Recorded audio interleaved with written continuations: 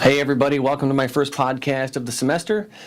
I'll be trying this more in future semesters, so I'd appreciate your feedback as we move along here. Let me know how it goes. Today, we're going to talk about something very fascinating. That's right, we're going to talk about sex. That's right, sex.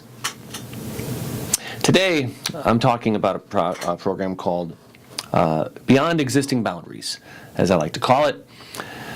Because really in the past couple of weeks we've talked about people moving beyond existing boundaries in the political sphere with revolutions in America and in France, the Industrial Revolution that has transformed life with an agricultural revolution, a scientific revolution, and even the emergence of these radical social and political ideas in the early 19th century. We talked briefly about them a couple of days ago. But today I want to talk about religion because things transform everywhere, but especially so in religion. The story in America so far is one of people coming to the Americas, but living within existing boundaries, the boundaries of existing denominations. In Europe, if you recall the Peace of Westphalia, it recognized only existing denominations. In the New World, New Spain and New France, you had people living within existing denominations, particularly Roman Catholicism. And even in New England and elsewhere in the Americas, you had people, even though they came here for religious freedom and for toleration in some cases, they were living within existing denominations that had been transplanted from the Old World. The dissenters flattered the old churches by imitating them, but by and large, they were still existing denominations. They despised the idea of religious innovation.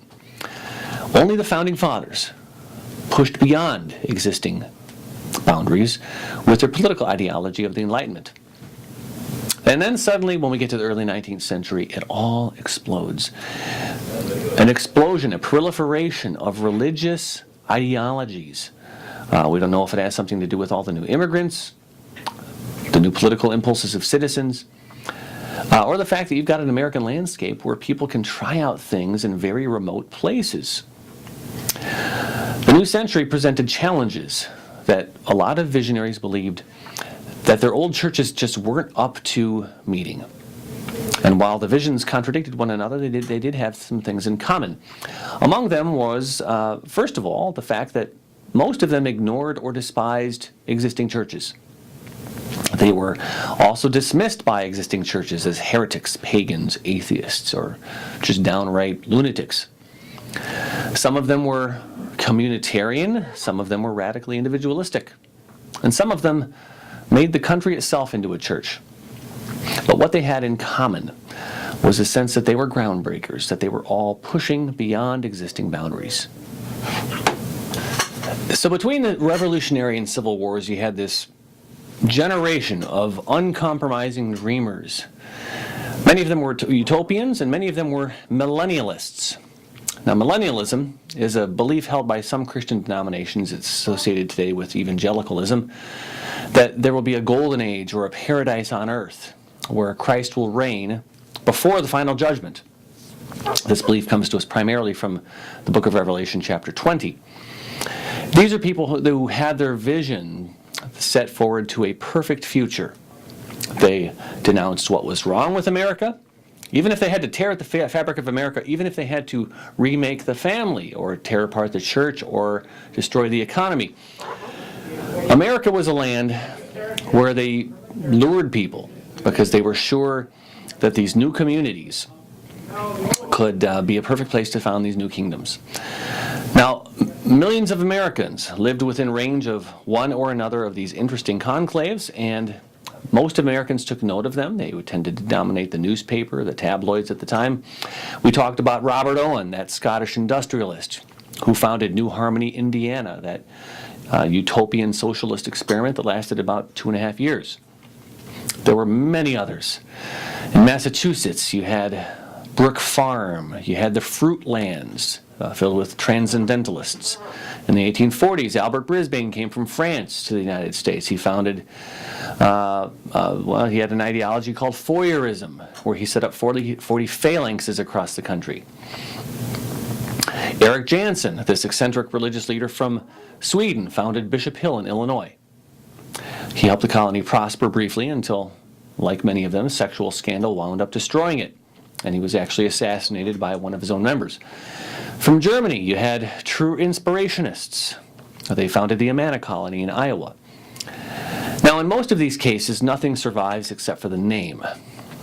In a couple of instances, in Amana, for example, you still have Amanans, you still have some folks that maybe produce some furniture, as with the Shakers, some silverware, as with the Oneidas.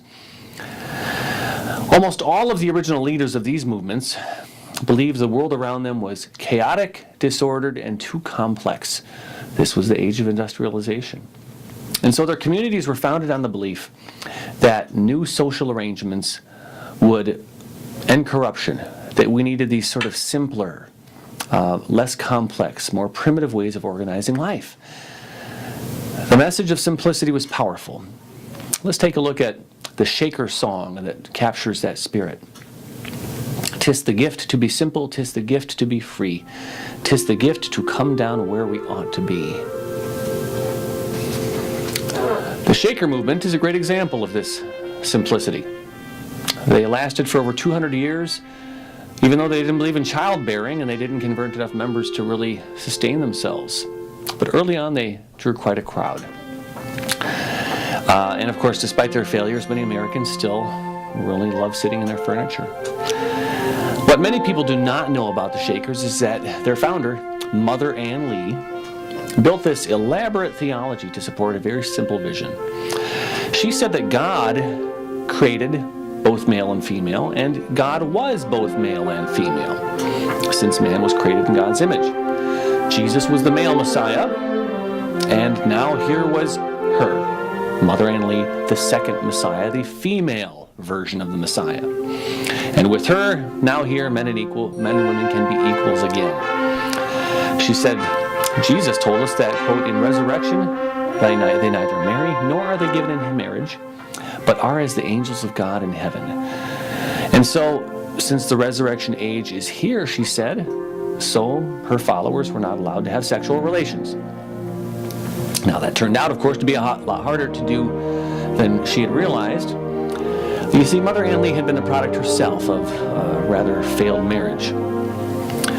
She had bad childbearing experiences, which probably did something to influence her theology. And so, the system she created had Shakers living together, men and women, in one giant dormitory. They went through great pains to keep men and women apart from one another. And so, at the end of each end of the second floor, you had two staircases. You had one for men, you had one for women. In the morning, the men would get up and go empty their chamber pots first.